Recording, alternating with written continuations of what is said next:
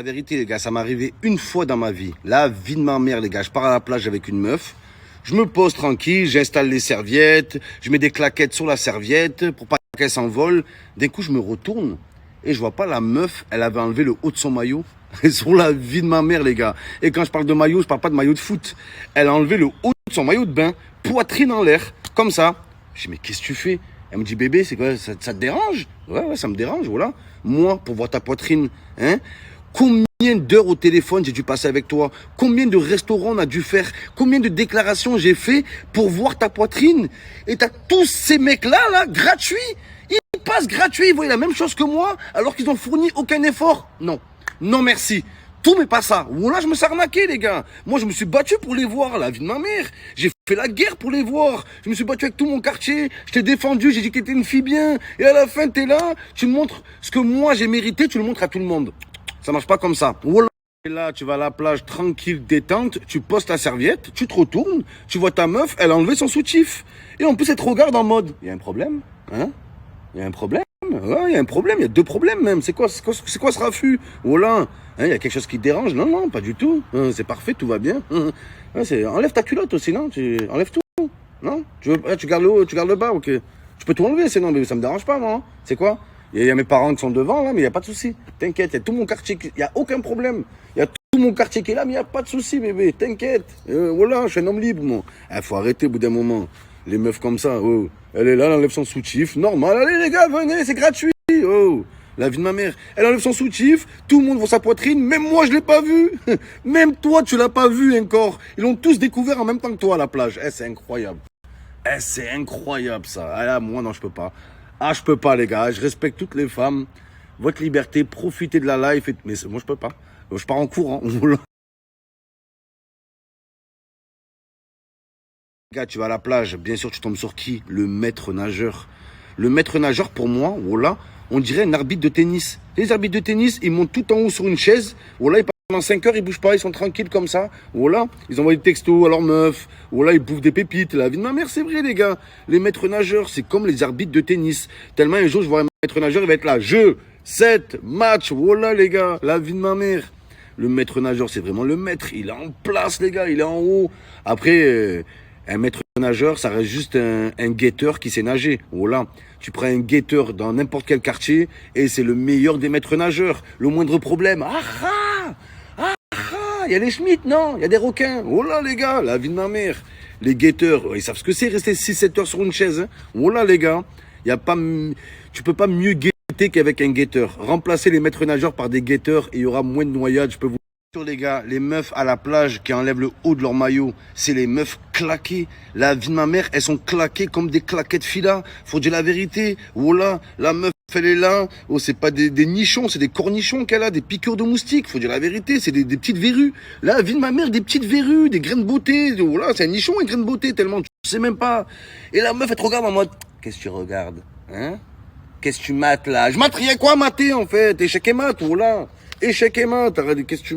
Oh là, c'est ça qui m'énerve, les meufs comme ça, là. Elle enlève son haut de maillot de bain et elle te regarde dans les yeux en mode...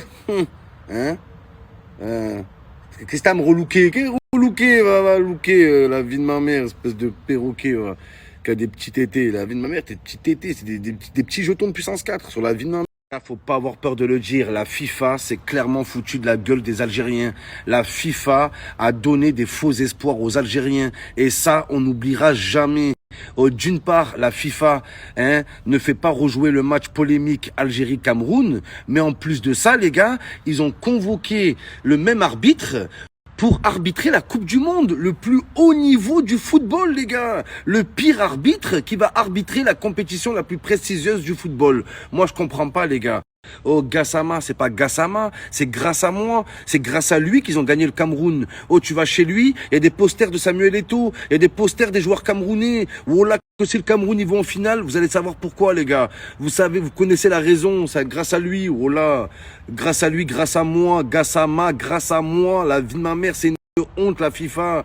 Vous nous avez fait tourner en bourrique pour rien. Ouais, on va bientôt rendre notre décision. Ça fait 2 ans qu'on attend. Vous allez la rendre quand? 2050, bande de menteurs. Vous avez jamais réfléchi à rejouer le match.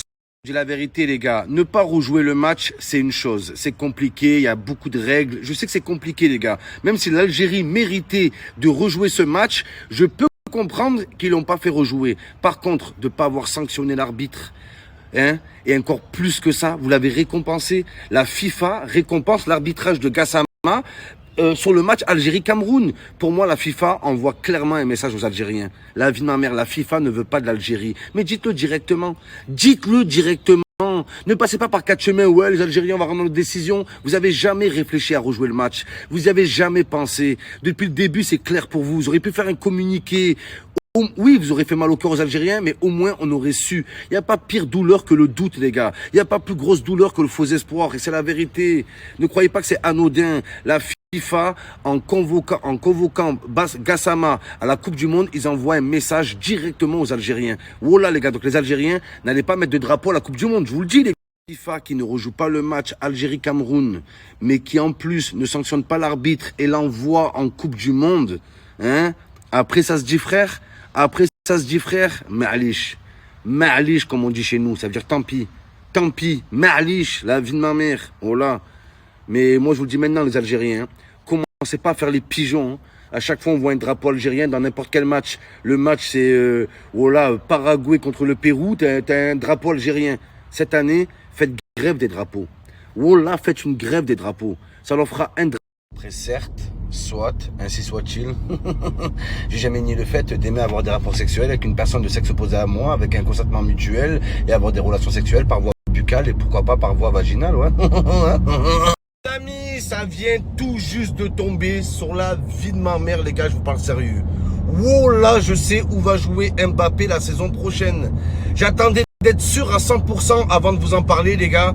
Je voulais pas vous faire des faux espoirs, mais cette nuit, il y a ma source qui m'a contacté, les gars. Oula. Et cette fois-ci, je lui ai demandé des preuves, hein, et elle m'a confirmé ce que je pensais déjà.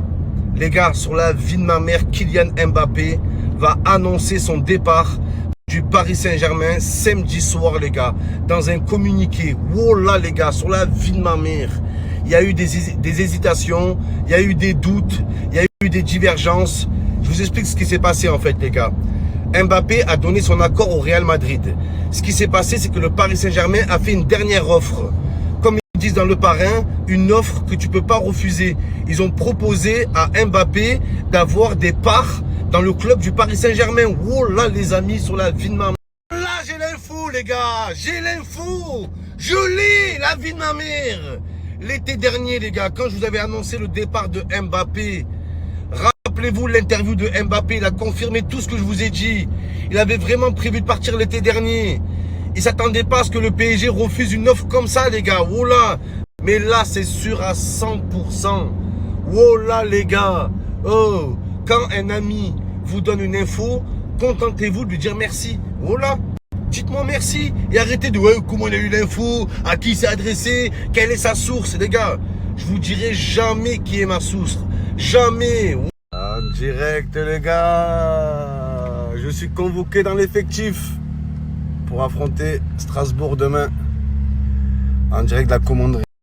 Voilà. Mort de rire. Voilà, il y a plein de supporters dans la commanderie. Voilà, ils croyaient que j'étais un joueur. Voilà. Les chômeurs, les frères. Ah oui, il y a du monde. Là, il y a du monde. Il y a l'OM Haaland, les gars, c'est incroyable. Il y a Haaland à l'OM, les gars. Il y a l'OM, les gars. Boire un café, c'est bien. Boire un café à la commanderie, c'est incroyable. C'est magnifique. On est venu discuter, les gars, la vente du club, là. Donc, grosse négociation. J'ai envie de le racheter, mais c'est compliqué, les gars. Il me faut encore du temps, encore des sous. Mais en tout cas, super. C'est le meilleur endroit au monde pour boire un café. Ah, il a un meilleur goût, je te jure. C'est le même café, mais il y a une saveur différente. Saveur, un goût de la victoire, les gars. Voilà. Un goût de la Ligue des Champions. Demain, match. En direct. Ah, c'est l'avenir de Marseille, ça, les gars. Eh, faites pas comme Germain. Hein. Ça va, les gars, bien? Tranquille?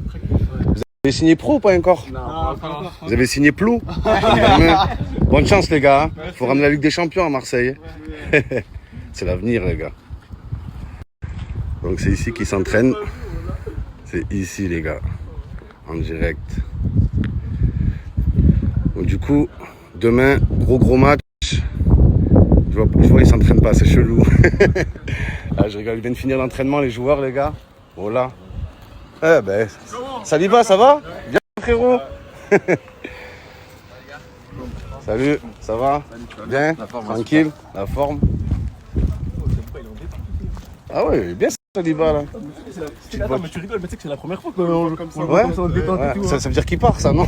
Non, Ça me fait peur. Je pense que Au contraire. Allez, les gars, on quitte la commanderie. Magnifique.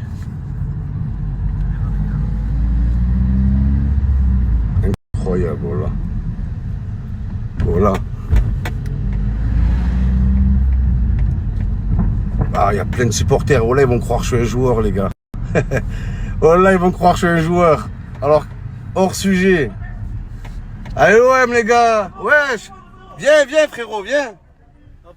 Tu peux, s'il te plaît, descendre, tu peux. J'arrive, les gars, j'arrive. S'il vous plaît. J'arrive, machallah. Pète-moi le cul, tu te mets nique, toi.